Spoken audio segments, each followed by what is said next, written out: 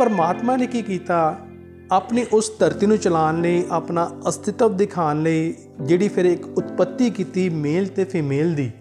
और जदों मेल और फीमेल आपस च मिलदे आ तो उदों जिहड़ी एक नवीं जिहड़ी चीज़ संरचना जिहड़ी हुंदी हैगी आ, जिहनूं कि आपां जीवन कह दिंदे आ, उहदी शुरुआत हुंदी है।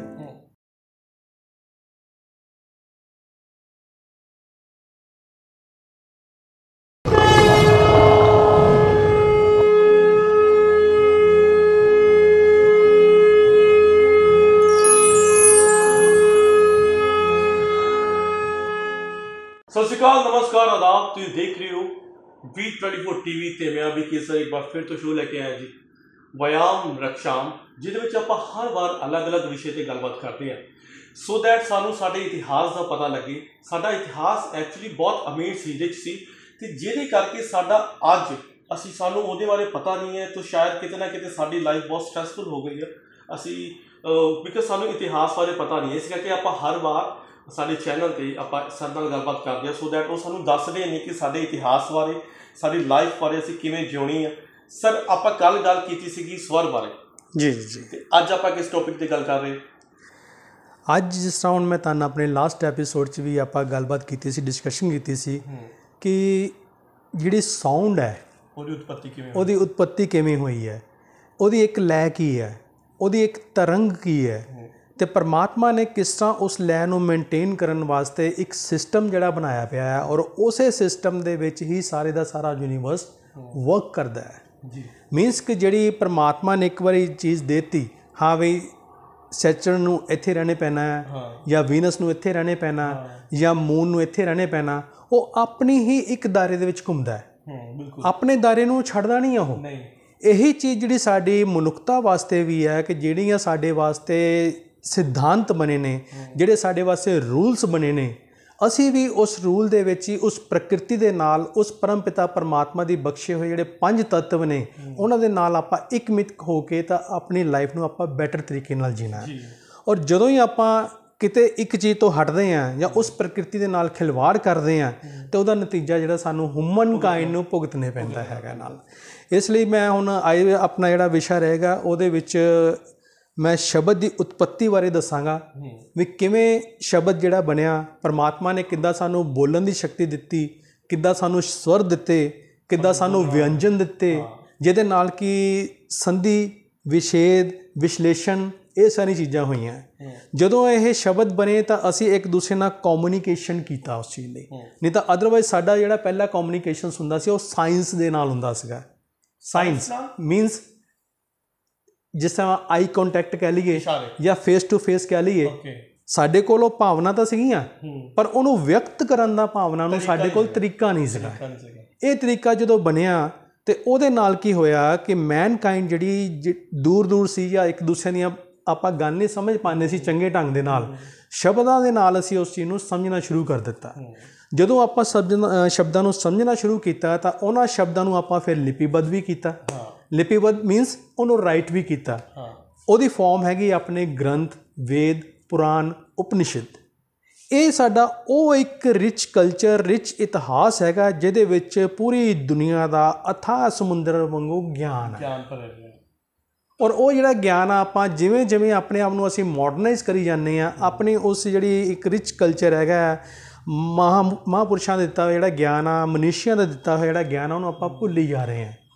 ਜਿਹਦੇ ਨਾਲ ਕੀ ਹੁੰਦਾ ਹੈ ਕਿ ਜਿਹੜਾ ਉਹ ਗਿਆਨ ਸੀਗਾ ਉਹ ਸਿਰਫ ਪੁਰਾਣੇ ਸਮੇਂ ਲਈ ਨਹੀਂ ਸੀ, ਉਹ ਗਿਆਨ ਅੱਜ ਦੀ ਡੇਟ ਵਿੱਚ ਵੀ ਸਾਡੇ ਲਈ ਉਵੇਂ ਹੀ ਮਹੱਤਵਪੂਰਨ ਹੈ ਜਿਵੇਂ ਉਸ ਸਮੇਂ 'ਚ ਸੀਗਾ।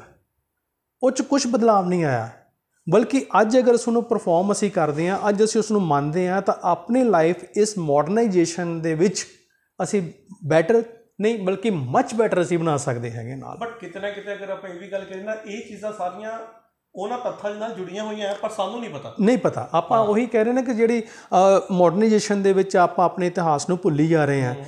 भी जिवें कि आपां हुण कहने तां हैं कि ठीक है जी, सानू पानी जिहड़ा ना तुसीं देखिया होना कि अजकल बड़ा कहा जाता है कि पानी जिहड़ा खत्म हो रहा है, या पानी जिहड़ा दुੱਧ नालों भी महंगा मिलदा है। ਈਵਨ कि ਹੁਣ ਤਾਂ ਜਿਹੜਾ ਸਿਨੈਰੀਓ ਚੱਲ ਰਿਹਾ ਪਿਛਲੇ 2-3 ਸਾਲਾਂ ਤੋਂ, ਇਹਦੇ 'ਚ ਤਾਂ ਹਵਾ ਵੀ ਵਿਕਣ ਲੱਗ ਪਈ ਹੈ ਜੀ। ਬਿਲਕੁਲ ਅੱਜ ਦੀ ਡੇਟ 'ਚ ਜਿਸ ਤਰ੍ਹਾਂ ਹੁਣ ਕੋਵਿਡ ਦੀ ਬਿਮਾਰੀ ਆਈ ਹੈ, ਇਹ ਜਿਹੜਾ ਕਾਰਨ ਰਿਹਾ ਸਭ ਤੋਂ ਵੱਡਾ ਇਹਦਾ ਇਹੀ ਸੀ ਕਿ ਅਸੀਂ ਜਿਹੜੀ ਪਰਿਆਵਰਨ ਨਾਲ ਛੇੜਛਾੜ ਕੀਤੀ, ਇੱਕ ਜਿਹੜੀ ਪਰਮਾਤਮਾ ਨੇ, ਪਰਮ ਪਿਤਾ ਪਰਮਾਤਮਾ ਨੇ ਸਾਨੂੰ ਜਿਹੜੀ ਇੱਕ ਲੈਅ ਬਖਸ਼ੀ ਸੀਗੀ, ਉਸ ਲੈਅ ਤੋਂ ਆਪਾਂ ਹਟ ਗਏ। ਜਿਹੜੀਆਂ ਸਿੱਖਿਆਵਾਂ ਸਾਨੂੰ ਸਾਡੇ ਇਤਿਹਾਸ ਨੇ ਦਿੱਤੀਆਂ ਸੀਗੀਆਂ, ਉਹ ਸਾਰੀਆਂ ਸਿੱਖਿਆਵਾਂ ਅਸੀਂ ਭੁੱਲ ਗਏ। ਨਹੀਂ ਤਾਂ ਅਦਰਵਾਈਜ਼ ਪਹਿਲਾਂ ਕੀ ਕਿਹਾ ਜਾਂਦਾ ਸੀ ਕਿ ਹਰ ਇੱਕ ਮਨੁੱਖ ਘੱਟੋ ਘੱਟ ਆਪਣੀ ਲਾਈਫ ਦੇ ਵਿੱਚ ਇੱਕ ਰੁੱਖ ਜ਼ਰੂਰ ਲਾਵੇਗਾ।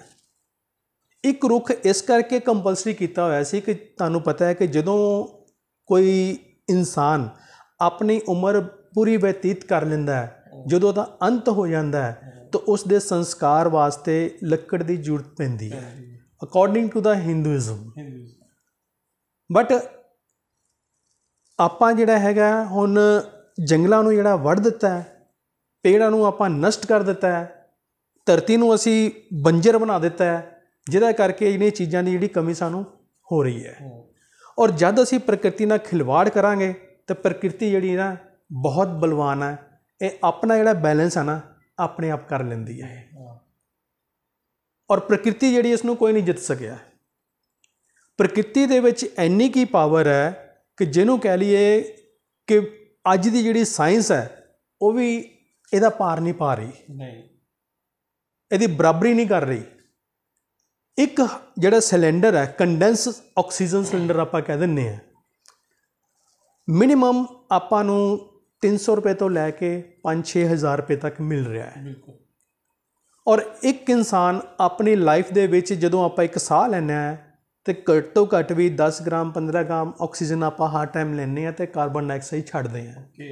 ਅਤੇ ਇਹ ਤੁਸੀਂ ਆਪ ਹੀ ਇਮੈਜਿਨ ਕਰੋ ਕਿ ਪਰਮ ਪਿਤਾ ਪਰਮਾਤਮਾ ਨੇ ਸਾਨੂੰ ਕਿੰਨੀ ਵੱਡੀ ਦਾਤ ਬਖਸ਼ੀ ਹੋਈ ਹੈ, ਕਿੰਨੀ ਵੱਡੀ ਬਖਸ਼ਿਸ਼ ਬਖਸ਼ੀ ਹੋਈ ਹੈ, ਜਿਹਦਾ ਅਸੀਂ ਕਦਰ ਨਹੀਂ ਪਾ ਕਰਨੇ ਹਾਂ।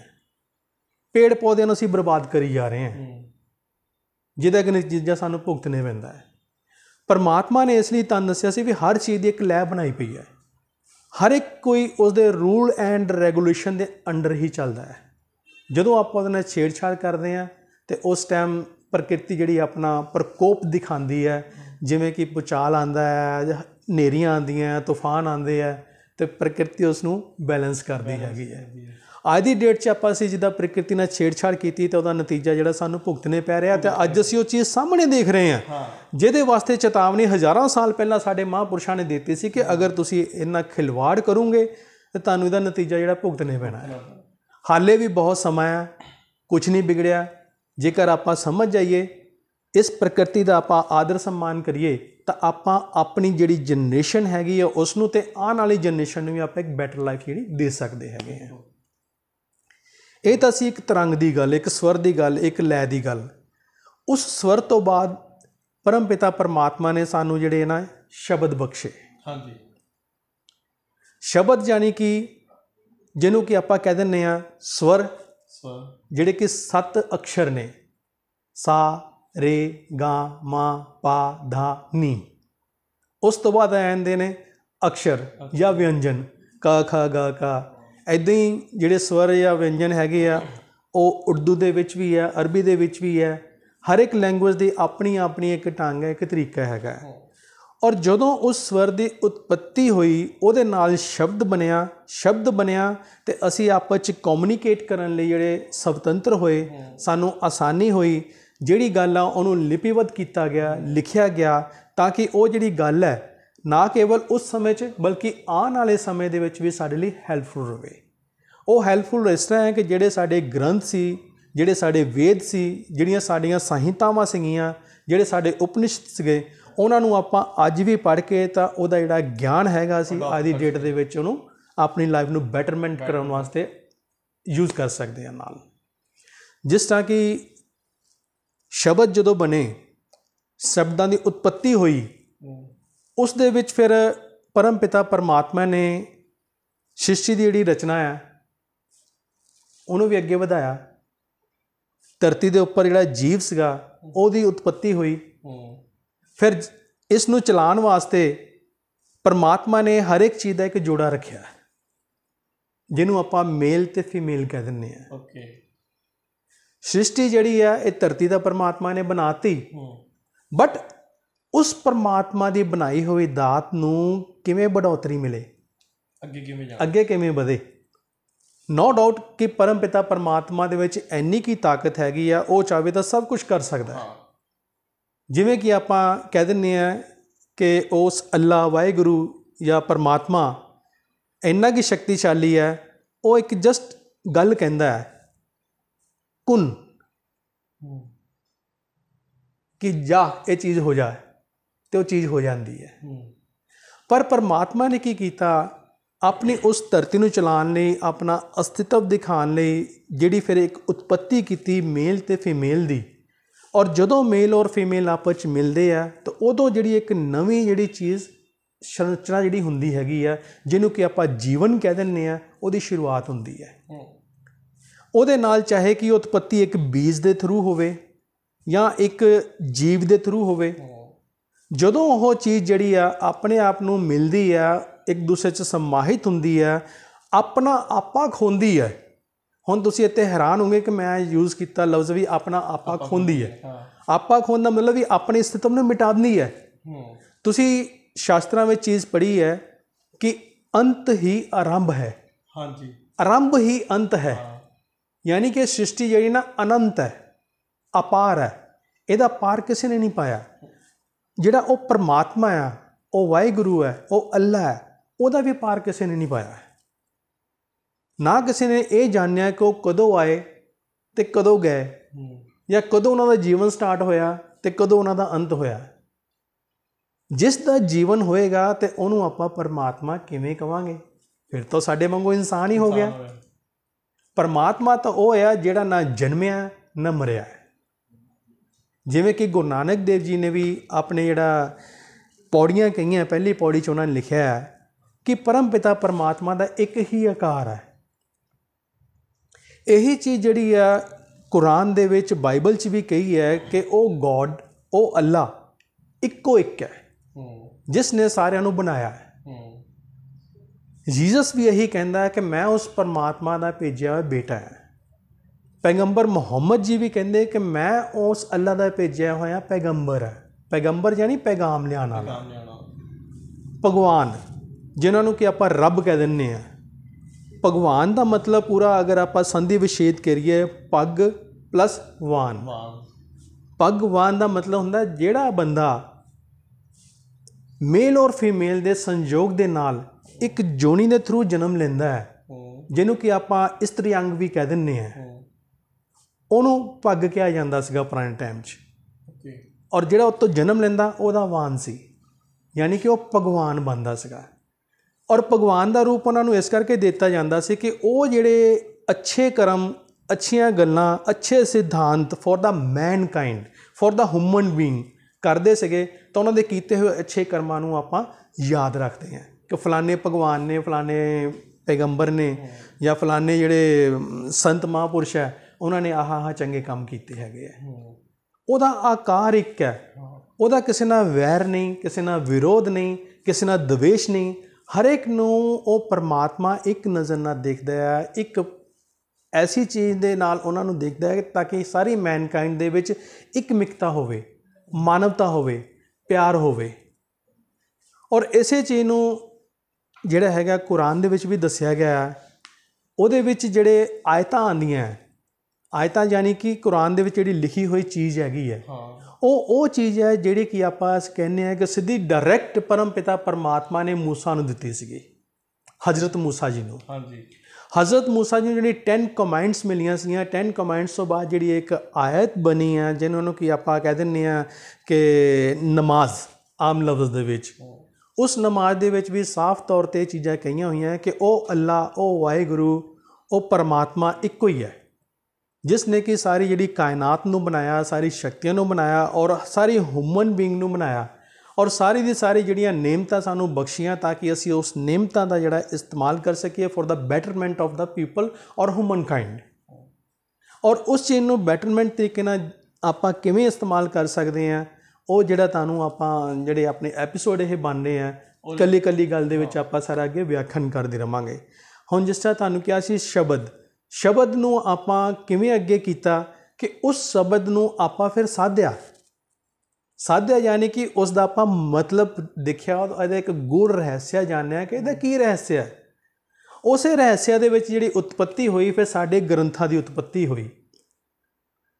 ਸਾਡੇ ਜਿਹੜੇ ਵੇਦ ਲਿਖੇ ਗਏ, ਪੁਰਾਣਸ ਲਿਖੇ ਗਏ, ਕੁਰਾਨ ਲਿਖੀ ਗਈ, ਬਾਈਬਲ ਲਿਖੀ ਗਈ, ਉਹਨੂੰ ਇੱਕ ਲਿਪੀਬੱਧ ਤਰੀਕੇ ਨਾਲ ਸਭ ਕੁਝ ਕੀਤਾ ਗਿਆ। ਜਿਵੇਂ ਕਿ ਜਿਸ ਤਰ੍ਹਾਂ ਹੁਣ ਆਪਣੇ ਜਿਹੜੇ ਗ੍ਰੰਥ ਹੈਗੇ ਆ ਪੁਰਾਣੇ, ਓਲਡੈਸਟ ਆਪਾਂ ਕਹਿ ਲਈਏ ਰਾਮਾਇਣ ਮਹਾਭਾਰਤ, ਉਹਨੂੰ ਵੀ ਲਿਪੀਬੱਧ ਕੀਤਾ ਗਿਆ ਹੈ। ਉਹਦੇ ਵਿੱਚ ਵੀ ਸਾਰੀਆਂ ਉਹ ਚੀਜ਼ਾਂ ਜਿਹੜੀਆਂ ਦਰਜ ਕੀਤੀਆਂ ਗਈਆਂ ਕਿ ਕਿਵੇਂ ਆਪਾਂ ਜਿਹੜੇ ਆਪਣੇ ਸਿਧਾਂਤਾਂ ਉਹਨੂੰ ਆਪਾਂ ਅਡੋਪਟ ਕਰਕੇ ਆਪਣੀ ਲਾਈਫ ਨੂੰ ਪਲੱਸ ਆਉਣ ਵਾਲੀ ਜਨਰੇਸ਼ਨ ਦੀ ਲਾਈਫ ਨੂੰ ਬੈਟਰ ਟੂ ਬੈਟਰ ਆਪਾਂ ਕਰ ਸਕਦੇ ਹੈਗੇ ਆ ਨਾਲ।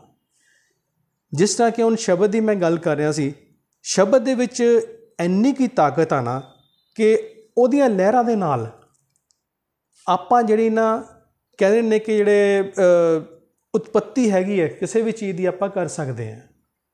ਜਿਵੇਂ ਕਿ ਯੋਗ ਦੇ ਵਿੱਚ ਆਪਾਂ ਕੁੰਡਲਾਨੀ ਸ਼ਕਤੀ ਕਹਿ ਦਿੰਦੇ ਹਾਂ। ਕੁੰਡਲਾਨੀ ਸ਼ਕਤੀ ਉਹ ਸ਼ਕਤੀ ਹੈਗੀ ਹੈ ਜਿਹੜੇ ਕਿ ਸਾਡੇ ਸਰੀਰ ਦੇ ਵਿੱਚ 7 ਚੱਕਰ ਹੁੰਦੇ ਆ। ਹਰ ਇੱਕ ਚੱਕਰ ਨੂੰ ਜਾਗਰਤ ਕਰਨ ਦਾ, ਜਿਵੇਂ ਕਿ 7 ਸਵਰ ਹੈ, ਇੱਦਾਂ 7 ਚੱਕਰ ਹੈ। ਉਹ ਚੱਕਰ ਨੂੰ ਜਾਗਰਤ ਕਰਨ ਦਾ ਇੱਕ ਵੇਵਜ਼ ਵਗੈਰਾ ਨਿਕਲਦੀ ਹੈ।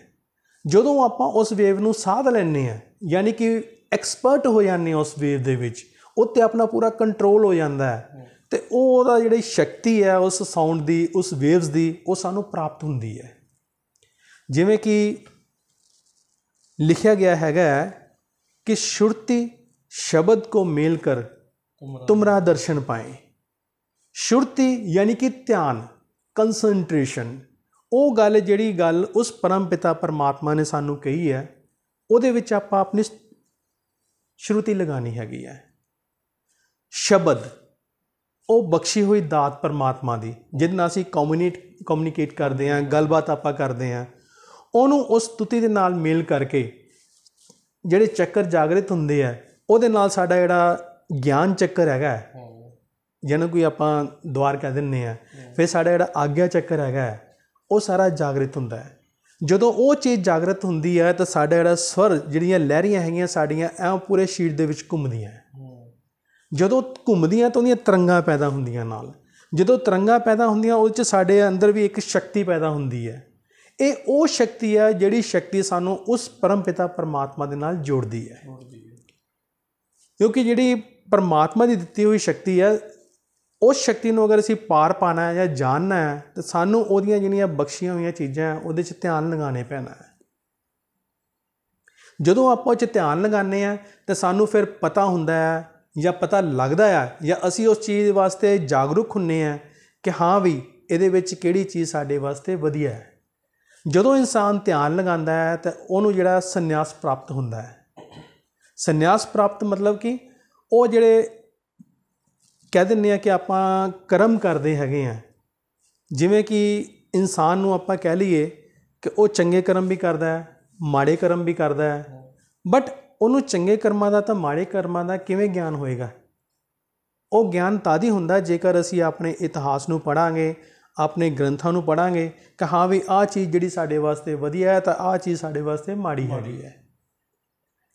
ਉਹਦੇ ਵਿੱਚ ਕੀ ਹੁੰਦਾ ਹੈ ਕਿ ਇਨਸਾਨ ਜਿਹੜਾ ਅੱਛੀ ਚੀਜ਼ ਵੱਲ ਵੱਧਦਾ ਹੈ ਉਹਦੇ ਵਿੱਚ ਦੇਵ ਤੱਤਵ ਆ ਜਾਂਦਾ ਹੈ। ਜਿਹੜਾ ਬੁਰੀ ਚੀਜ਼ ਵੱਲ ਵੱਧਦਾ ਹੈ ਉਹਦੇ ਵਿੱਚ ਜਿਹੜੇ ਇੱਕ ਤਰ੍ਹਾਂ ਆਪਾਂ ਕਹਿ ਲਈਏ ਕਿ ਬੁਰੀ ਸ਼ਕਤੀਆਂ ਜਿਹੜੀਆਂ ਹੈਗੀਆਂ ਉਹ ਪੈਦਾ ਹੁੰਦੀਆਂ। ਚੰਗੀ ਔਰ ਮਾੜੀ ਇਹ ਚੀਜ਼ ਸਾਡੇ ਅੰਦਰ ਹੀ ਹੈ, ਉਹ ਸਾਡੀ ਇੱਕ ਦਿਮਾਗ ਦੀ ਅਵਸਥਾ ਹੈ। ਪਰਮ ਪਿਤਾ ਪਰਮਾਤਮਾ ਨੇ ਕਿਹਾ ਹੈ ਕਿ ਜਿਹੜੀ ਚੀਜ਼ ਜਾਂ ਜਿੱਦਾਂ ਦੀ ਸੋਚ ਕਿਸੇ ਇਨਸਾਨ ਦੀ ਹੋਏਗੀ ਉੱਦਾਂ ਦਾ ਹੀ ਉਹਦਾ ਜੀਵਨ ਬਣਦਾ ਹੈ। ਜੇ ਆਪਾਂ ਚੰਗੀ ਸੋਚ ਨੂੰ ਸੋਚਾਂਗੇ ਤਾਂ ਆਪਾਂ ਹਿਊਮਨ ਬੀਇੰਗ ਲਈ ਚੰਗਾ ਕਰਾਂਗੇ, ਅਤੇ ਜੇ ਆਪਾਂ ਮਾੜੀ ਚੀਜ਼ ਨੂੰ ਸੋਚਾਂਗੇ ਤਾਂ ਉਹਦੇ ਵਾਸਤੇ ਆਪਣੇ ਵਾਸਤੇ ਵੀ ਉਹਦੇ ਮਾੜੀ ਹੈ ਅਤੇ ਹਿਊਮਨ ਬੀਇੰਗ ਵਾਸਤੇ ਵੀ ਮਾੜੀ ਹੈ। ਪਰ ਪਰਮਾਤਮਾ ਨੇ ਜਿਹੜੀ ਸਾਨੂੰ ਆਰਡਰਸ ਲਗਾਇਆ ਹੈ ਜਾਂ ਜਿਹੜੀ ਸਾਨੂੰ ਦਾਤ ਬਖਸ਼ੀ ਆ, ਉਹ ਇਹੀ ਕਿਹਾ ਹੈ ਕਿ ਆਪਾਂ ਜੋ ਵੀ ਕੰਮ ਕਰਨਾ ਹੈ ਫॉर द ਮੈਨਕਾइंड, ਹਿਊਮੈਨਿਟੀ, ਜਾਂ ਇਸ ਮਾਨਵਤਾ ਦੇ ਲਈ ਜਾਂ ਇਸ ਯੂਨੀਵਰਸ ਦੇ, ਚਾਹੇ ਉਹ ਪੇੜ ਹੈ, ਚਾਹੇ ਪਸ਼ੂ ਹੈ, ਚਾਹੇ ਪੰਛੀ ਹੈ, ਚਾਹੇ ਜਲਚਰ ਹੈ, ਚਾਹੇ ਥਲਚਰ ਹੈ, ਚਾਹੇ ਨਵਚਰ ਹੈ, ਉਹਨਾਂ ਦੀ ਬੈਟਰਮੈਂਟ ਵਾਸਤੇ ਕਰਨਾ ਹੈ ਤਾਂ ਕਿ ਇਹ ਆਪਣਾ ਜੀਵਨ ਯਾਪਨ ਵਧੀਆ ਢੰਗ ਨਾਲ ਕਰ ਸਕਣ। ਪਰਮਾਤਮਾ ਦੀਆਂ ਜਿਹੜੀਆਂ ਬਖਸ਼ੀਆਂ ਹੋਈਆਂ ਦਾਤ ਹੈਗੀ ਆ ਉਸ ਦਾ ਸਹੀ ਢੰਗ ਨਾਲ ਇਸਤੇਮਾਲ ਕਰਕੇ ਆਪਣੀ ਲਾਈਫ ਨੂੰ ਬੈਟਰ ਤਰੀਕੇ ਨਾਲ ਬਣਾ ਸਕਣ ਇਹ ਨਾਲ। ਪਰ ਇਨਸਾਨ ਜਿਹੜਾ ਹੈ ਉਹ ਜ਼ਿਆਦਾਤਰ ਤੁਹਾਨੂੰ ਪਤਾ ਉਹਦਾ ਧਿਆਨ ਜਿਹੜਾ ਬੁਰੇ ਪਾਸੇ ਜਾਂਦਾ ਹੈ। ਚੰਗੇ ਪਾਸੇ ਵੱਲ ਨਹੀਂ ਜਾਂਦਾ ਇਸ ਚੀਜ਼ ਦਾ। ਸਾਡੇ 'ਚ ਹੁਣ ਪੇਸ਼ੈਂਸ ਬਹੁਤ ਘੱਟ ਹੋ ਗਏ। That's why. ਹਾਂ, ਕਿਉਂਕਿ ਜਿਹੜੇ ਨਾ ਦੇਖੋ ਹੁਣ ਕਿਹਾ ਜਾਂਦਾ ਕਿ ਕਾਮ, ਕ੍ਰੋਧ, ਲੋਭ, ਮੋਹ, ਅਹੰਕਾਰ, ਇਹ 5 ਚੀਜ਼ਾਂ ਇੱਕ ਐਸੀਆਂ ਜਿਹੜੀ ਇਨਸਾਨ ਨੂੰ ਇੱਕ ਪਿੰਜਰੇ ਦੀ ਤਰ੍ਹਾਂ ਜਕੜ ਕੇ ਰੱਖਦੀਆਂ, ਉਹ ਉਸ ਨੂੰ ਆਪਣੇ ਪੰਖ ਨਹੀਂ ਫੈਲਾਉਣ ਦਿੰਦੀਆਂ। ਆਪਾਂ ਉਸ ਇਨਸਾਨ ਨੂੰ, ਉਸ ਪਰਮਾਤਮਾ ਦੀ ਬਖਸ਼ੀ ਹੋਈ ਸਰਵੋਤਮ ਦਾਤ ਨੂੰ ਇੱਕ ਦਾਇਰੇ ਦੇ ਵਿੱਚ ਆਪਾਂ ਸਮੇਟ ਕੇ ਰੱਖ ਲਿਆ ਹੈ, ਜਦ ਕਿ ਉਹਦੇ ਪੰਖ ਜਿਹੜੇ ਖੁੱਲ੍ਹਣੇ ਚਾਹੀਦੇ ਹੈ, ਉਹਨੂੰ ਉੜਨਾ ਚਾਹੀਦਾ ਨਾਲ। ਉੜਨਾ ਮਤਲਬ ਕਿ ਹਿਊਮਨ ਕਾਈਂਡ ਵਾਸਤੇ, ਮੈਨ ਕਾਈਂਡ ਵਾਸਤੇ ਜੋ ਵੀ ਉਹ ਬੈਟਰ ਕਰ ਸਕਦਾ ਉਹਨੂੰ ਕਰਨਾ ਚਾਹੀਦਾ ਹੈ। ਪਰਮਾਤਮਾ ਨੇ ਸਾਨੂੰ ਇਸ ਧਰਤੀ 'ਤੇ ਭੇਜਿਆ ਹੈ ਨਾ ਕਿ ਉਹਦੇ ਜਿਹੜੇ ਬਣਾਏ ਹੋਏ ਤੱਤਵ ਆ ਉਹਨਾਂ ਨੂੰ ਖਰਾਬ ਕਰਨ ਲਈ, ਬਲਕਿ ਉਹਦੇ ਤੱਤਵਾਂ ਨੂੰ ਹੋਰ ਵੀ ਵਧੀਆ ਤਰੀਕੇ ਦੇ ਨਾਲ ਆਪਣਾ ਇਸਤੇਮਾਲ ਕਰਨ ਲਈ ਭੇਜਿਆ ਹੈ। ਮੀਨਸ ਕਿ ਜਿਸ ਤਰ੍ਹਾਂ ਸਾਡੇ ਜਿਹੜੇ ਮਹਾਂਪੁਰਸ਼ ਸੀਗੇ, ਸੰਤ ਮਹਾਂਪੁਰਸ਼ ਸੀਗੇ, ਉਹਨਾਂ ਨੇ ਬਖਸ਼ੀ ਹੋਈ ਬਨਸਪਤੀ ਤੋਂ ਦਵਾਈਆਂ ਦਾ ਇਜਾਦ ਕੀਤਾ। ਹਵਾ ਤੋਂ ਉਹਨਾਂ ਨੇ ਕਈ ਐਸੀਆਂ ਚੀਜ਼ਾਂ ਦੇਖੋ ਜਿਹੜੀਆਂ ਇਜਾਦ ਕਰ ਲਈਆਂ। ਪਾਣੀ ਤੋਂ ਉਹਨਾਂ ਨੇ ਕਈ ਐਸੀਆਂ ਚੀਜ਼ਾਂ ਜਿਹੜੀਆਂ ਬਣਾਈਆਂ ਵੀ ਹੈ, ਤਾਂ ਪਾਣੀ ਤੋਂ ਕਈ ਚੀਜ਼ਾਂ ਐਸੀਆਂ ਕੱਢੀਆਂ ਵੀ ਹੈ। ਜਿਵੇਂ ਕਿ ਆਪਾਂ ਕਹਿ ਲਈਏ ਕੈਮਿਸਟਰੀ ਦੇ ਨਾਲ ਇੱਕ ਚੀਜ਼ ਨਾਲ ਜਦੋਂ ਦੂਸਰੀ ਚੀਜ਼ ਮਿਲਦੀ ਹੈ, ਤੀਸਰੀ ਚੀਜ਼ ਦਾ ਜਨਮ ਹੁੰਦਾ ਹੈ। ਫਿਜ਼ਿਕਸ ਦੇ ਵਿੱਚ ਆਪਾਂ ਹੁਣ ਲੱਕੜ ਨੂੰ ਤੋੜ ਕੇ ਉਹ 'ਚ ਅੱਗ ਇਸਤੇਮਾਲ ਕਰਦੇ ਹਾਂ, ਜਾਂ ਉਹਦੀ ਫਿਰ ਆਪਾਂ ਪਾਣੀ ਨੂੰ ਭਾਫ ਬਣ ਕੇ ਉਡਾਉਂਦੇ ਹਾਂ, ਜਾਂ ਚੀਨ ਨੂੰ ਗਰਮ ਕਰਦੇ ਹਾਂ। ਚੀਨ ਨੇ ਉਡਣਾ ਸ਼ੁਰੂ ਕੀਤਾ, ਸਾਨੂੰ ਪਤਾ ਲੱਗਿਆ ਕਿ ਜਿਹੜੀ ਹਾਈਡਰੋਜਨ ਆ ਉਹ ਜਿਹੜੀ ਹਲਕੀ ਹੁੰਦੀ ਹੈ ਆਕਸੀਜਨ ਨਾਲੋਂ, ਉਹਦੇ ਬਿਹਾਫ 'ਤੇ ਫਿਰ ਅਸੀਂ ਅੱਗੇ ਆਪਣੇ ਜਿਹੜੇ ਜਹਾਜ਼ ਬਣਾਏ, ਜਿਨ੍ਹਾਂ ਦੇ ਕਿ ਅੱਜ ਅਸੀਂ ਇੰਜੋਏ ਕਰਦੇ, ਜਿਨ੍ਹਾਂ ਨੂੰ ਐਰੋਪਲੇਨ ਕਹਿ ਦਿੰਦੇ ਹਾਂ ਜਾਂ ਟ੍ਰੇਨਸ ਕਹਿ ਦਿੰਦੇ ਹਾਂ। ਇਹ ਤਾਂ ਸੀਗੀਆਂ ਉਹ ਬੈਟਰਮੈਂਟ ਦੀਆਂ ਚੀਜ਼ਾਂ, ਬਟ ਇਨਸਾਨ ਨੇ ਉਸੇ ਹਾਈਡਰੋਜਨ ਦੇ ਨਾਲ ਹਾਈਡਰੋਜਨ ਬੰਬ ਵੀ ਬਣਾਇਆ, ਜਿਹਨੂੰ ਕਿ ਆਪਾਂ ਪਰਮਾਣੂ ਬੰਬ ਆਪਾਂ ਕਹਿ ਦਿੰਦੇ ਹਾਂ, ਜਾਂ ਨਾਈਟ੍ਰੋਜਨ ਬੰਬ ਬਣਾਇਆ, ਜਿਹਦੇ ਨਾਲ ਦੇਖੋ ਕਿੰਨਾ ਨੁਕਸਾਨ ਹੋਇਆ ਹੀਰੋਸ਼ੀਮਾ ਨਾਗਾਸਾਕੀ 'ਚ। ਅੱਜ ਦੀ ਡੇਟ ਦੇ ਵਿੱਚ ਵੀ ਉੱਥੇ ਜਿਹੜਾ ਹੈਗਾ, ਜਿਹੜੀ ਮਾਨਵਤਾ ਆ ਬੜੀ ਇਸ ਢੰਗ ਨਾਲ ਪੈਦਾ ਹੁੰਦੀ ਕਿ ਉਹਦੇ 'ਚ ਵਿਕ੍ਰਿਤੀ ਕੋਈ ਨਾ ਕੋਈ ਆ ਜਾਂਦੀ ਹੈ। ਇਹੀ ਚੀਜ਼ ਹੈ ਪਰਮਾਤਮਾ ਨੇ ਕਹੀ ਕਿ ਤੁਹਾਨੂੰ ਜਿਹੜੀ ਚੀਜ਼ ਮੈਂ ਬਖਸ਼ੀ ਆ ਉਹਦਾ ਇਸਤੇਮਾਲ ਤੁਸੀਂ ਕਰਨਾ ਹੈ। ਉਸ ਚੀਜ਼ ਦਾ ਇਸਤੇਮਾਲ ਇਸ ਢੰਗ ਨਾਲ ਕਰੋ ਕਿ ਉਹਨੂੰ ਜਿਹੜਾ ਫਾਇਦਾ ਹਿਊਮਨ ਕਾਈਂਡ ਨੂੰ ਹੋਵੇ, ਨਾ ਕਿ ਉਹਦਾ ਨੁਕਸਾਨ ਹੋਵੇ। ਪਰ ਇਨਸਾਨੀ ਜਿਹੜੀ ਪ੍ਰਵਿਰਤੀ ਹੈ ਉਹ ਹਮੇਸ਼ਾ ਗਲਤ ਪਾਸੇ ਨੂੰ ਜਾਂਦੀ ਹੈ, ਔਰ ਇਸੇ ਗਲਤ ਪਾਸੇ ਨੂੰ ਜਾਣ ਵਾਸਤੇ ਸਾਡੇ ਜਿਹੜੇ ਗ੍ਰੰਥ ਹੈ, ਪੁਰਾਣ ਆ, ਵੇਦ ਆ, ਉਪਨਿਸ਼ਦ ਹੈ, ਜਾਂ ਹੋਰ ਬਾਈਬਲ ਹੈ, ਹੋਲੀ ਬਾਈਬਲ ਹੈਗੀ ਹੈ, ਉਹ ਸਾਨੂੰ ਰੋਕਦੀ ਹੈ ਇਹਨਾਂ ਚੀਜ਼ਾਂ ਤੋਂ, ਸਾਨੂੰ ਸੁਚੇਤ ਕਰਦੀ ਹੈ।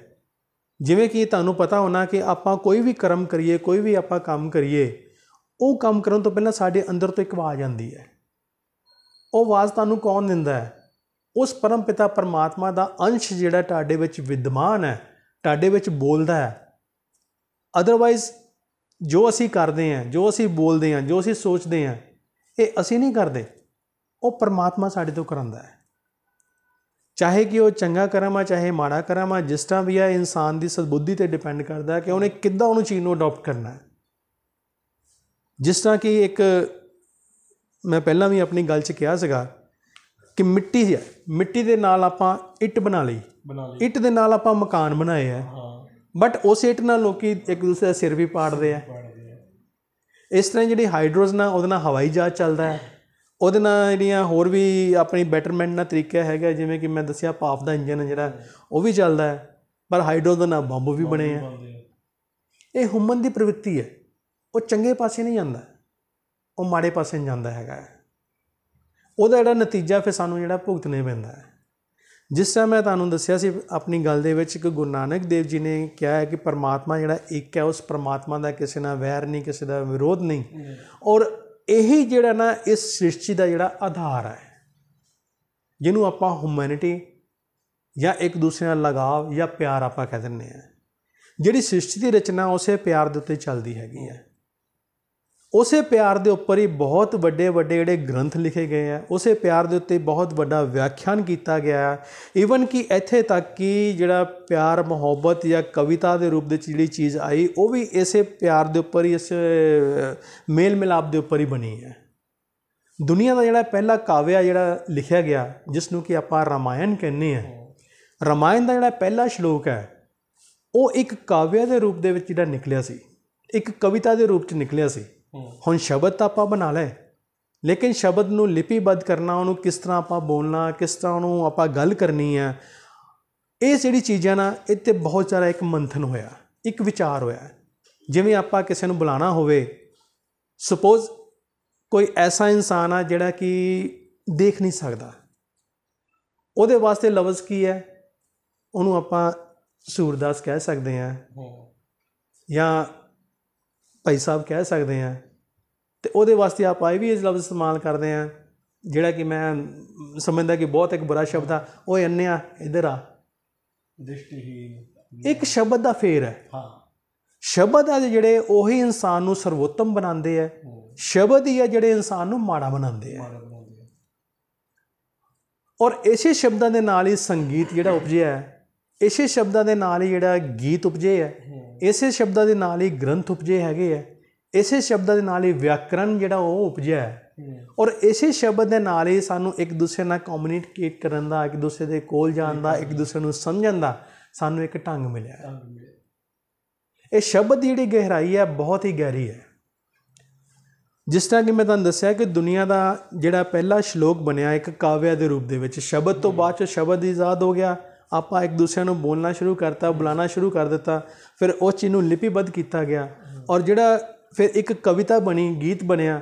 ਔਰ ਜਿਹੜੀ ਕਵਿਤਾ ਰੂਪ 'ਚ ਗੱਲ ਕਹੀ ਗਈ, ਉਹ ਪਹਿਲਾ ਸ਼ਲੋਕ ਜਿਹੜਾ ਨਿਕਲਿਆ ਸੀ ਵਾਲਮੀਕੀ ਮਹਾਰਾਜ ਦੇ ਮੁਖ ਦੇ ਉੱਤੋਂ, ਉਹ ਸੀਗਾ ਮਾਨਵਤਾ ਦੇ ਵਾਸਤੇ, ਪਿਆਰ ਦੇ ਵਾਸਤੇ, ਔਰ ਨਾਲ ਦੇ ਨਾਲ ਹੀ ਇਸ ਹਿਊਮਨ ਬੀਇੰਗ, ਇਸ ਹਿਊਮਨ ਨੂੰ, ਇਸ ਕਾਇਨਾਤ ਨੂੰ ਆਪਾਂ ਕਿਵੇਂ ਬਚਾ ਕੇ ਰੱਖਣਾ, ਕਿਵੇਂ ਇਹਨੂੰ ਬੈਟਰ ਵੇ ਤਰੀਕੇ ਨਾਲ ਆਪਾਂ ਇਸਤੇਮਾਲ ਕਰਨਾ ਹੈ।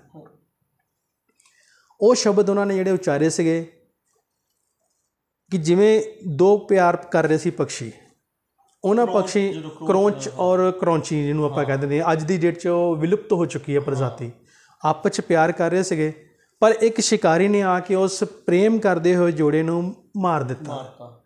ਅਤੇ ਜਦੋਂ ਉਹਨਾਂ ਦਾ ਇੱਕ ਸਾਥੀ ਮਰ ਗਿਆ ਤਾਂ ਦੂਸਰੇ ਸਾਥੀ ਨੇ ਵੀ ਚਿਤਕਾਰ ਕੀਤੀ, ਦੁੱਖ ਪ੍ਰਗਟ ਕੀਤਾ ਕਿ ਮੇਰੇ ਸਾਥੀ ਨੂੰ ਮਾਰ ਦਿੱਤਾ ਜਦ ਕਿ ਮੇਰਾ ਤਾਂ ਕੋਈ ਕਸੂਰ ਵੀ ਨਹੀਂ ਹੈ।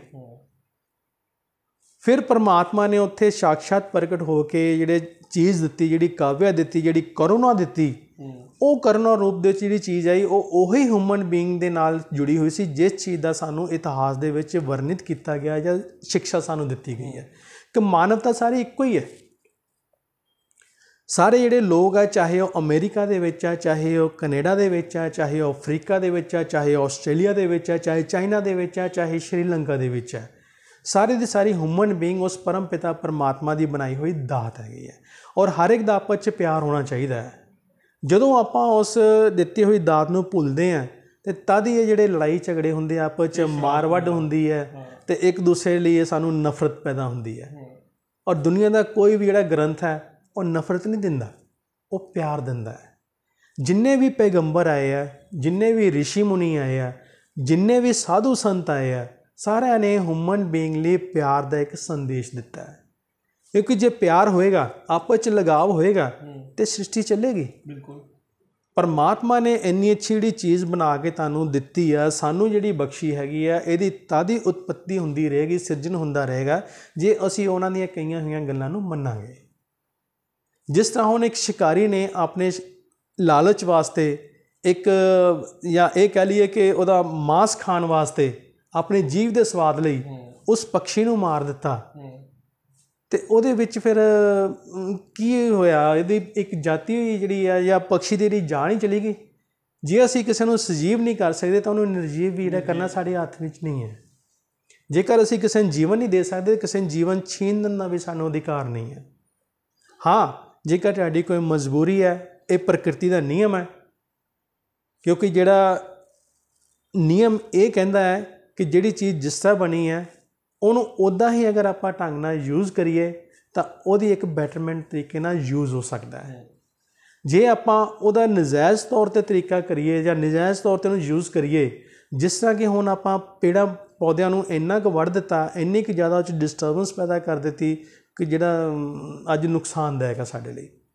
ਇਵੇਂ ਉਦੋਂ ਜਿਹੜਾ ਸ਼ਿਕਾਰ ਕੀਤੇ ਗਏ, ਉਹਦੀ ਜਿਹੜੀ ਕਰੁਣਾ ਪ੍ਰਗਟ ਕੀਤੀ ਪਰਮਾਤਮਾ ਨੇ, ਉਸ ਕਰੁਣਾ ਦੇ ਵਿੱਚ ਜਿਹੜਾ ਉਹਨਾਂ ਦੇ ਮੂੰਹ ਤੋਂ ਸ਼ਲੋਕ ਉਪਜਿਆ, ਜਿਹਨੂੰ ਕਿ ਆਪਾਂ ਕਾਵਿਆ ਰੂਪ ਦੇ ਵਿੱਚ ਆਪਾਂ ਕਹਿ ਲੈਂਦੇ ਹਾਂ, ਇੱਕ ਕਵਿਤਾ ਦੇ ਰੂਪ 'ਚ ਆਪਾਂ ਕਹਿ ਲੈਂਦੇ ਹਾਂ। ਉਸ ਸਮੇਂ ਇੱਕ ਕਵਿਤਾ ਦਾ ਜਨਮ ਜਿਹੜਾ ਹੋਇਆ ਉਸ ਸ਼ਲੋਕ ਦੇ ਰਾਹੀਂ। ਉਹ ਸ਼ਲੋਕ ਜਿਹੜਾ ਦੁਨੀਆ ਦਾ ਪਹਿਲਾ ਸ਼ਲੋਕ ਮੰਨਿਆ ਗਿਆ ਸੀ, ਜਿਹੜੀ ਮਾਨਵਤਾ ਵਾਸਤੇ, ਹਿਊਮਨ ਬੀਇੰਗ ਵਾਸਤੇ, ਜਾਂ ਕਹਿ ਲਈਏ ਕਿ ਇੱਕ ਐਸੀ ਕਰਨਾ ਉਪਜੀ ਕਿ ਜਿੱਥੋਂ ਸਾਨੂੰ ਕਿ ਇਹ ਵੀ ਸਿੱਖਿਆ ਮਿਲਦੀ ਹੈ ਕਿ ਸਾਨੂੰ ਇੱਕ ਦੂਸਰੇ ਦੇ ਪ੍ਰਤੀ ਸਹਿਣਸ਼ੀਲਤਾ ਜਿਹੜੀ ਵਰਤਣੀ ਚਾਹੀਦੀ ਹੈ, ਇੱਕ ਦੂਸਰੇ ਦੇ ਪ੍ਰਤੀ ਸਾਨੂੰ ਲਗਾਵ ਜਿਹੜਾ ਉਹ ਵਰਤਣਾ ਚਾਹੀਦਾ ਹੈ। ਦੁਨੀਆ ਦਾ ਕੋਈ ਵੀ ਜਿਹੜਾ ਪੈਗੰਬਰ ਹੈ, ਕੋਈ ਵੀ ਗ੍ਰੰਥ ਹੈ, ਸਾਨੂੰ ਇਹ ਨਹੀਂ ਸਿਖਾਉਂਦਾ ਕਿ ਆਪਾਂ ਇੱਕ ਦੂਸਰੇ ਲਈ ਵੈਰ ਵਿਰੋਧ ਕਰੀਏ। ਹਰ ਇੱਕ ਕੋਈ ਇਹ ਸਾਨੂੰ ਦੱਸਦੇ ਆ ਕਿ ਉਸ ਪਰਮਾਤਮਾ ਦੀ ਬਣਾਈ ਹੋਈ ਦਾਤ ਨੂੰ ਆਪਾਂ ਇੱਕਮਿਕ ਹੋ ਕੇ ਚੱਲੀਏ, ਇੱਕਮਿਕ ਹੋ ਕੇ ਇਸ ਸ੍ਰਿਸ਼ਟੀ ਨੂੰ, ਇਸ ਕਾਇਨਾਤ ਨੂੰ, ਇਸ ਹਿਊਮਨ ਬੀਇੰਗ ਨੂੰ ਆਪਾਂ ਬੈਟਰਮੈਂਟ ਤਰੀਕੇ ਨਾਲ ਯੂਜ਼ ਆਪਾਂ ਕਰੀਏ। ਇਹੀ ਚੀਜ਼ ਜਿਹੜੀ ਹੈਗੀ ਆ ਸਾਨੂੰ ਇਹ ਦੱਸਦੀ ਹੈ ਕਿ ਅਸੀਂ ਆਪਣਾ ਵਾਸਤੇ ਕਿਵੇਂ ਇਹਦਾ ਇਸਤੇਮਾਲ ਕਰ ਸਕਦੇ ਹਾਂ। ਯਾਨੀ ਕਿ ਵਿਆਮ ਰਕਸ਼ਾਮ, ਆਪਣੀ ਰਕਸ਼ਾ ਆਪ। ਇਹ ਉਸ ਪਰਮਾਤਮਾ ਨੇ ਨਹੀਂ ਕਰਨੀ, ਇਹ ਸਾਨੂੰ ਕਰਨੀ ਪੈਣੀ ਹੈ। ਪਰਮ ਪਿਤਾ ਪਰਮਾਤਮਾ ਨੇ ਸਾਡੀ ਡਿਊਟੀ ਲਗਾਈ ਹੈ ਇਹ ਕਿ ਜਿਹੜੀ ਉਹਦੀ ਬਣਾਈ ਹੋਈ ਕਾਇਨਾਤ ਆ ਉਹਨੂੰ ਅਸੀਂ ਸੰਭਾਲ ਕੇ ਰੱਖੀਏ, ਉਹਨੂੰ ਹੋਰ ਵੀ ਆਪਾਂ ਬੈਟਰ ਕਰੀਏ ਇਹ ਨਾਲ।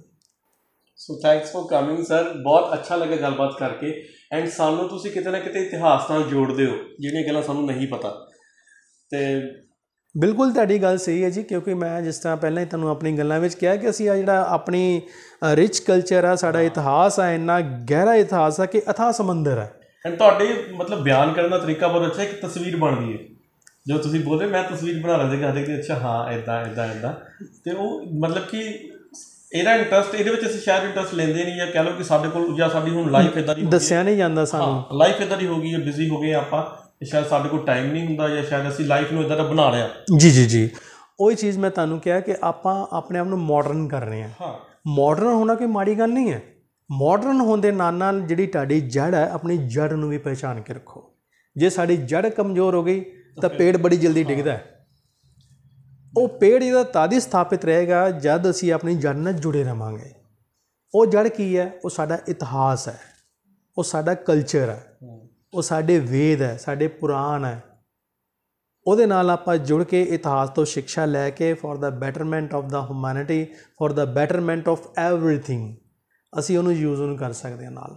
ਔਰ ਮੇਰਾ ਜਿਹੜਾ ਦੇਖੋ ਤੁਹਾਨੂੰ ਗੱਲ ਕਰਨ ਦਾ ਦੱਸਣ ਦਾ ਇਹੀ ਹੈ ਕਿ ਆਪਾਂ ਗੱਲ ਜਿਹੜੀ ਉਸ ਢੰਗ ਨਾਲ ਕਰੀਏ ਕਿ ਜਿਹੜੀ ਆਪਾਂ ਨੂੰ ਇੱਕ ਦੂਸਰੇ ਨੂੰ ਠੀਕ ਵੀ ਲੱਗੇ, ਸਮਝ ਵੀ ਆ ਜਾਏ। ਬੜੇ ਇੱਕ ਮੈਂ ਲਫ਼ਜ਼ ਜਿਹੜੇ ਇਸਤੇਮਾਲ ਜਿਹੜੇ ਕਰ ਰਿਹਾ, ਇੱਕ ਐਸੇ ਹਲਕੇ ਫੁਲਕੇ ਇਸਤੇਮਾਲ ਕਰਦਾ ਕਿ ਜਿਹੜੀ ਸਹੀ ਢੰਗ ਨਾਲ ਜਿਹੜੀ ਗੱਲ ਇੱਕ ਉੱਤਰ ਵੀ ਆਵੇ ਦਿਮਾਗ ਦੇ ਵਿੱਚ। ਸਾਡੇ ਲੋਕਾਂ ਨੂੰ, ਸਾਡੇ ਨੋਰਮਲ ਯੰਗਸਟਰ ਨੂੰ ਕਹਿ ਲਈਏ ਕਿ ਜਿਹਨੂੰ ਨਹੀਂ ਪਤਾ ਉਹਨੂੰ ਸਮਝ ਲੱਗ ਜੇ। ਜੀ, ਹੁਣ ਇੱਥੇ ਮੈਂ ਤੁਹਾਨੂੰ ਸੰਸਕ੍ਰਿਤ ਬੋਲੀ ਜਾਵਾਂ, ਜਿਸ ਤਰ੍ਹਾਂ ਹੁਣ ਮੈਂ ਤੁਹਾਨੂੰ ਪਹਿਲਾਂ ਕਿਹਾ ਸੀ ਕਿ ਜਿਹੜਾ ਦੁਨੀਆ ਦਾ ਪਹਿਲਾ ਸ਼ਲੋਕ ਹੈਗਾ ਉਹ ਸੰਸਕ੍ਰਿਤ 'ਚ ਸੀਗਾ, ਔਰ ਵਾਲਮੀਕੀ ਮਹਾਰਾਜ ਦੇ ਮੁਖ ਤੋਂ ਉਪਜਿਆ ਸੀ ਸ਼ਲੋਕ, ਜਿਹੜਾ ਕਿ ਇੱਕ ਸ਼ਿਕਾਰੀ ਨੂੰ ਉਹਨਾਂ ਨੇ ਸ਼ਰਾਪ ਦਿੱਤਾ। ਉਹ ਸ਼ਬਦ ਸੀਗਾ, ਉਹ ਜਿਹੜਾ ਸ਼ਲੋਕ ਸੀਗਾ, ਮਾਂ ਨਿਸ਼ਾਦ ਪ੍ਰਤਿਸ਼ਠਾਮ ਤਵਮ ਗਮਾ ਸ਼ਸ਼ਵਤ ਸਮਾ ਯਤ ਕਰੌਂਚ ਮਿਤਨਾਏ ਦੇ ਸੰਵਦੀ ਕਾਮ ਮੋਹਿਤਮ। ਇਹ ਸੰਸਕ੍ਰਿਤ ਜਿਹੜੀ ਨਾ ਇੱਕ ਲੈਂਗੁਏਜ ਹੈਗੀ ਆ, ਇਹ ਲੈਂਗੁਏਜ ਇੰਟਲੈਕਚੁਅਲ ਪਰਸਨਸ ਦੀ ਲੈਂਗੁਏਜ ਆ, ਔਰ ਓਲਡੈਸਟ ਲੈਂਗੁਏਜ ਔਰ ਸਕ੍ਰਿਪਟ ਆਫ ਦਾ ਯੂਨੀਵਰਸ ਹੈ। ਸੰਸਕ੍ਰਿਤ ਦੇ ਵਿੱਚੋਂ ਹੀ ਸਾਰੀਆਂ ਭਾਸ਼ਾਵਾਂ ਨਿਕਲੀਆਂ ਹੈ। ਜਿੰਨੀਆਂ ਵੀ ਭਾਸ਼ਾਵਾਂ ਪੂਰੇ ਵਿਸ਼ਵ ਦੇ ਵਿੱਚ ਬੋਲੀਆਂ ਜਾਂਦੀਆਂ, ਉਹ ਸਾਰੀ ਸੰਸਕ੍ਰਿਤ ਦੀ ਦੇਣ ਹੈ। ਪਰ ਇਹ ਜਿਹੜੀ ਸੰਸਕ੍ਰਿਤ ਹੈ, ਇੱਕ ਇੰਟਲੈਕਚੁਅਲ ਲੈਂਗੁਏਜ ਹੁੰਦੇ ਇਹ ਹਰ ਇੱਕ ਇਨਸਾਨ ਨੂੰ ਸਮਝ ਨਹੀਂ ਆਉਂਦੀ। ਦੈਟਸ ਵਾਈ ਮੈਂ ਆਪਣੇ ਲਫ਼ਜ਼ਾਂ ਨੂੰ ਥੋੜ੍ਹਾ ਉਸੇ ਢੰਗ ਨਾਲ ਲੈਂਦਾ ਜਿਹੜੇ ਸਾਡੇ ਆਮ ਜੀਵਨ ਦੇ ਵਿੱਚ ਬੋਲੇ ਜਾਂਦੇ ਆ, ਸੁਣੇ ਜਾਂਦੇ ਆ, ਸਮਝੇ ਜਾਂਦੇ ਆ। ਉਸ ਗੱਲ ਦਾ ਫਾਇਦਾ ਹੀ ਕੀ ਵੀ ਮੈਂ ਤੁਹਾਨੂੰ ਉਹ ਚੀਜ਼ ਕਹਿ ਜਾਵਾਂ ਜਿਹੜੀ ਤੁਹਾਡੇ ਸਿਰ ਤੋਂ ਲੰਘ ਜਾਏ, ਸਮਝ ਹੀ ਨਾ ਆਵੇ। That's why. But thank you sir, ਮਤਲਬ ਬਹੁਤ ਅੱਛਾ ਲੱਗਾ ਗੱਲਬਾਤ ਕਰਕੇ, ਅਤੇ ਡੈਫੀਨੇਟਲੀ ਤੁਹਾਨੂੰ ਵੀ ਇਹ ਚੀਜ਼ਾਂ ਬਾਰੇ ਜਾਣ ਕੇ, ਸਾਡੇ ਇਤਿਹਾਸ ਬਾਰੇ ਜਾਣ ਕੇ, ਅਤੇ ਅੱਜ ਦੀ ਗੱਲਾਂ ਦੇ ਨਾਲ ਇਹਨਾਂ ਨੇ ਕਿਵੇਂ ਇਤਿਹਾਸ ਨੂੰ ਰਿਲੇਟ ਕੀਤਾ, ਸੋ ਦੈਟ ਸਾਨੂੰ ਸਮਝ ਲੱਗੇ, ਹੈ ਨਾ, ਜਿਨ੍ਹਾਂ ਨੂੰ ਨਹੀਂ ਪਤਾ। ਸੋ ਬਹੁਤ ਅੱਛਾ ਲੱਗਾ ਸਰ ਗੱਲਬਾਤ ਕਰਕੇ। So thanks for coming hair. ਹੁਣ ਆਪਾਂ ਅੱਗੇ ਹੋਰ ਵੀ ਗੱਲਾਂ ਬਾਤਾਂ ਕਰਾਂਗੇ ਨੈਕਸਟ ਸ਼ੋਜ਼ ਦੇ ਵਿੱਚ। ਸੋ ਦੇਖਦੇ ਰਹੋ V24 TV। Thank you very much ਜੀ।